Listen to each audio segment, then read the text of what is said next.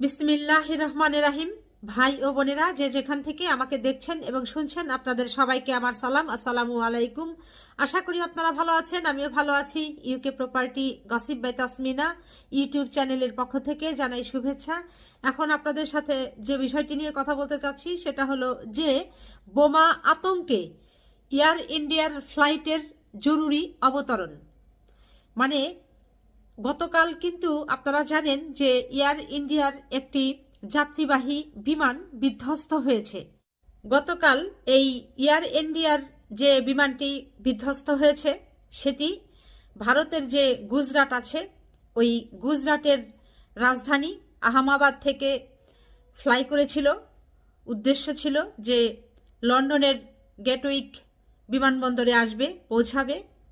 230 জন যাত্রী ছিল, ক্রু ছিল আরও 12 জন, সব মিলে 242 জন হচ্ছে ওটার ভেতরে মানুষ ছিল। এর ভেতরে জানা গেছে বিভিন্ন সংবাদপত্রের মাধ্যমে মাত্র 1 জন বেঁচে আছে, আর বাকি সবই শেষ। শুধু তাই নয়, ওই এয়ার ইন্ডিয়ার বিমানটি যেখানে পড়েছে, আশ্রে পড়েছে, সেটি ছিল একটি মেডিকেল কলেজ হাসপাতালের ছাত্রাবাস। ওখানকার যারা মেডিকেল স্টুডেন্ট ছিল, তারপর ওখানকার যারা কর্মকর্তা কর্মচারী ছিল, তারাও মারা গেছে। তো সব মিলে হিসাব দেওয়া হয়েছে যে 298 জনের লাশ এ পর্যন্ত মিলেছে, পাওয়া গেছে। এবং ভারতের টাটা শিল্প কোম্পানি ইতিমধ্যে যেটি ঘোষণা দিয়েছে যে নিহত হওয়া প্রত্যেকটি পরিবারকে 1 কোটি রুপি করে দেওয়া হবে। এরই মাঝে বাংলাদেশের অন্তর্বর্তী সরকারের প্রধান উপদেষ্টা জনাব ডক্টর ইউনূস তিনি শোকবার্তা পাঠিয়েছেন ভারতে, এবং লন্ডন থেকেও বিএনপির যিনি ভারপ্রাপ্ত চেয়ারম্যান আছেন জনাব তারেক রহমান সাহেব, তিনিও এই এয়ার ইন্ডিয়ায় নিহত হওয়া সকলের প্রতি শ্রদ্ধা জ্ঞাপন করেছেন এবং শোকবার্তা পাঠিয়েছেন। তো এয়ার ইন্ডিয়ার এই বিমান দুর্ঘটনার রেশ কাটতে না কাটতেই আজ আবার আরেক আতঙ্ক ছড়িয়ে পড়েছে। সেটা হলো যে বোমা আতঙ্কে থাইল্যান্ডের ফুকেট আন্তর্জাতিক বিমানবন্দরে জরুরি অবতরণ করেছে এয়ার ইন্ডিয়ার একটি ফ্লাইট।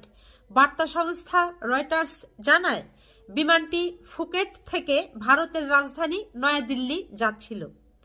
অর্থাৎ এই এয়ার ইন্ডিয়ার আরেকটি বিমান আজ থাইল্যান্ড থেকে ভারতের দিল্লির উদ্দেশ্যে, নয়াদিল্লির উদ্দেশ্যে ফ্লাই করেছে। ফ্লাই করবার পর বেশি দূর আর বিমানটি যেতে পারেনি। কিছুক্ষণ পরেই পুনরায় আবার ওই থাইল্যান্ড বিমানবন্দরে সেই এয়ার ইন্ডিয়ার বিমানটি পুনরায় অবতরণ করেছে। কেন অবতরণ করেছে? যে থাইল্যান্ড বিমানবন্দরের একজন কর্মকর্তা জানিয়েছেন, জরুরি পরিকল্পনা অনুসারে ফ্লাইটটির 156 জন যাত্রীকে বিমান থেকে নিরাপদে নামিয়ে নেওয়া হয়। এরপর শুরু হয় বিমানটিতে বাধ্যতামূলক নিরাপত্তা পরীক্ষা। তবে প্রাথমিক তল্লাশির পর কোনো ধরনের বোমা বা নিরাপত্তার হুমকি খুঁজে পাওয়া যায়নি। বোমা হামলার হুমকির চিরকুট পাওয়া যাত্রীকে জিজ্ঞাসাবাদ করছে থাই বিমানবন্দর কর্তৃপক্ষ। তার মানে কোনো একজন যাত্রীর কাছে একটি চিরকুট পাওয়া গিয়েছিল যে এই বিমানের ভেতরে, এয়ার ইন্ডিয়া এয়ারলাইন্সের এই বিমানটির ভেতরে একটি কোথাও বোমা রাখা আছে। তো সেটি যখন চোখে পড়ে এই বিমান কর্তৃপক্ষের, ওই ফ্লাইটের ভেতরে যারা ছিল তাদের, তখন সঙ্গে সঙ্গে ওই ফ্লাইটটি তারা আবার পুনরায় থাইল্যান্ডের ফুকেট বিমানবন্দরে জরুরি অবতরণ করে। তো এখন জিজ্ঞাসাবাদ করা হচ্ছে। আবার এটি জানিয়েছে যে বিমানে ভালো করে তল্লাশি করা হয়েছে, পরীক্ষা নিরীক্ষা করা হয়েছে, কোথাও বোমা পাওয়া যায়নি। তো যেহেতু একটি দুর্ঘটনা ঘটেছে, বড় ধরনের দুর্ঘটনা, এই পুনরায় আবার কোনো দুর্ঘটনা না ঘটে, ছোট জিনিস থেকেও তো বড় কিছু দুর্ঘটনা ঘটতে পারে। যেহেতু চিরকুট পাওয়া গেছে, বোমার কথা উল্লেখ সেখানে আছে, যে কারণেই পুনরায় আবার এই এয়ার ইন্ডিয়ার এয়ারলাইন্সের বিমানটি এই 156 জন যাত্রী নিয়ে, যেটি থাইল্যান্ড থেকে নয়াদিল্লিতে যাচ্ছিল, পুনরায় আবার থাইল্যান্ডে অবতরণ করেছিল।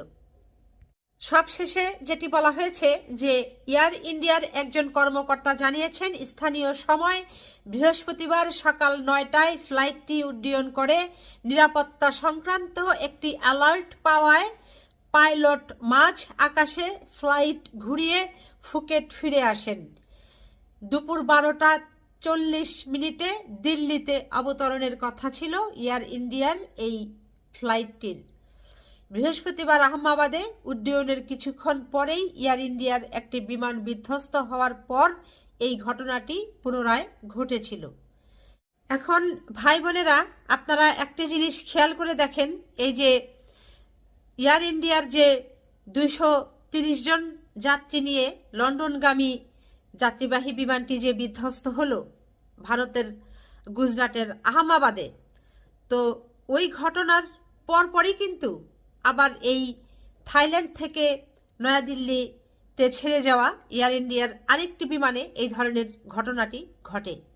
তো দুটোর সাথে কিন্তু একটি যোগসূত্র খুঁজে পাওয়া যাচ্ছে যে ওই কাছাকাছি সময়েই একটি ঘটনা ভারতে অলরেডি ঘটে গেছে, আর ওই সময়ের ভেতরেই থাইল্যান্ডের থেকে ছেড়ে যাওয়া এয়ার ইন্ডিয়ার আরেক যাত্রীবাহী বিমানেও এই বোমা রাখার আতঙ্ক ছড়িয়ে পড়ে, এবং যেটি শুনলেন যে পাইলট মাঝ আকাশ থেকে আবার ঘুরে দিল্লিতে না গিয়ে পুনরায় থাইল্যান্ডের ফুকেট বিমানবন্দরে অবতরণ করে। তো এখন আসলে কারো যে বিমানটি বিধ্বস্ত হয়েছে এয়ার ইন্ডিয়ার, ওখানে আবার কোনো এরকম কোনো ঘটনা ছিল কিনা, কোনো বোমা ছিল কিনা, বোমা ফাটলো কিনা, তো ওই যে একজন যাত্রী যে জীবিত আছে, বাঁচা আছে, তার স্টেটমেন্ট নিলে এটি এখন ক্লিয়ার হবে।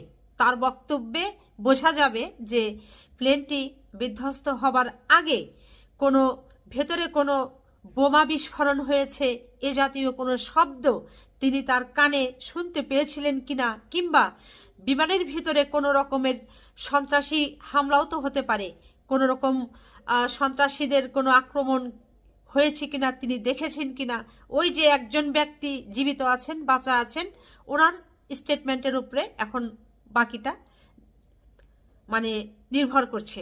ওনার স্টেটমেন্ট পেলেই আসলে সবাই জিনিসটা ক্লিয়ার হতে পারবেন, জানতে পারবেন।